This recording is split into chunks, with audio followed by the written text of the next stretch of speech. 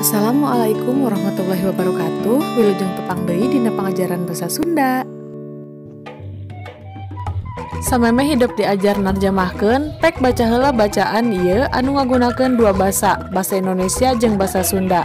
Bacaan anu ditulis ku basa Sunda mangrupa tarjamahan tina bacaan anu ditulis tina basa Indonesia.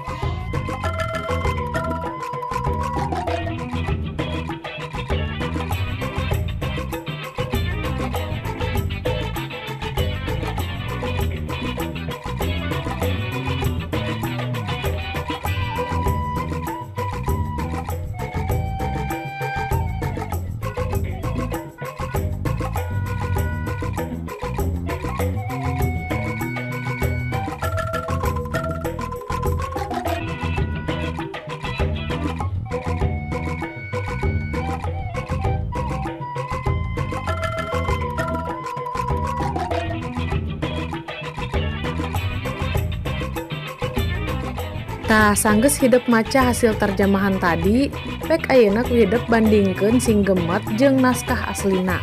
Boh unggal kalimahna, boh unggal kecapna. Pasti loba kapanggih hasil terjemahan kecap jeung kalimahna anu kurang persis jeung aslina. Contona dina basa Indonesia aya kecap investasi, tapi dina basa Sunda mah eueuh kecap melak modal, alias terjemahan tina kecap investasi tea. Aya oge istilah neundeun modal atawa milu ngamodal, anu jelas beda jeung anu dimaksud investasi dina artikel di luhur. Anu matak, kecap berinvestasi diterjemahkeunana jadi pikeun investasi wae, lain neundeun modal. Perlu diinget, nyundakeun atawa narjamahkeun komo anu mangrupa artikel atawa warta henteu kudu diterjemahkeun sakecap-sakecap. Lantaran henteu kabeh basa atawa kecap dina basa Indonesia bisa langsung disundakeun. Nya kitu deui sabalikna. Sabab adegan basa Sunda jeung basa Indonesia teh beda. Tapi sangeunahna teuing oge ulah deui. Ngaranna oge narjamahkeun, kudu tetep ngindung kana basa kalimah jeung kecap aslina. Lian ti eta, upama rek nyundakeun artikel, urang kudu ngabiasakeun maca heula artikel sakabehna, tuluy maca saalinea-alinea, hartikeun sakalimah-kalimah, kakara narjamahkeun kecap-kecapna. Ieu hal teh dimaksudkeun sangkan hasil tarjamahan urang teh luyu keneh jeung basa aslina. Dina radio atawa televisi, urang mindeng ngadenge warta atawa iklan basa Sunda anu kurang merenah ngelarapkeun kecapna atawa kalimahna. Contona dina bahasa Indonesia, ayam tetangga sebelah mengotori tangga rumah. Dina basa Sundana, hayam tetangga sebelah ngadon ngotoran golodog. Eta terjemahan teh lepat. Sabab dina basa Sunda teu aya istilah tetangga sabelah. Bisa jadi eta teh mangrupa terjemahan sacerewelna tina basa Indonesia tetangga sebelah tea. Mun bade oge tetangga deukeut anu mangrupa lalawanan tina tetangga jauh. Tapi eta oge jarang dianggo dina basa Sunda mah. Umumna cukup disebut tetangga wae.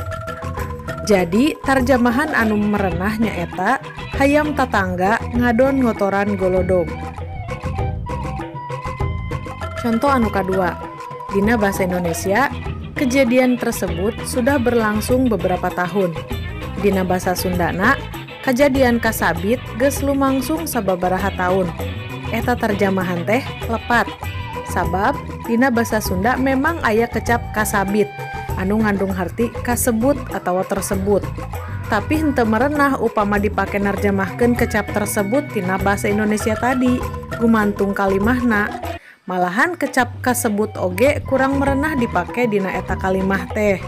Anu merenah nyaeta eta kejadian teh geus lumangsung mang taun-taun. Dekna narjamahkeun mah urang teh teu bisa maksakeun narjamahkeun perkecap atawa sakecap-sakecap. Upama ku urang dipaksakeun tangtu hartina bakal robah jeung dibacaan ge kurang enakeun tina struktur kalimahna.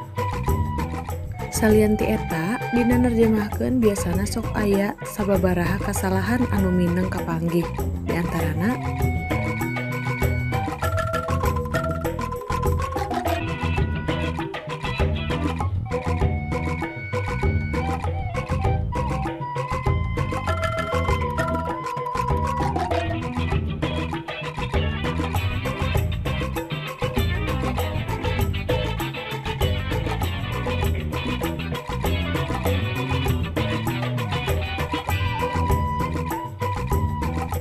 sakitu heula nya pidaran dinten ieu, tepang deui minggu payun dina pangajaran anu salajengna. Wabillahi taufiq wal hidayah. Wassalamualaikum warahmatullahi wabarakatuh.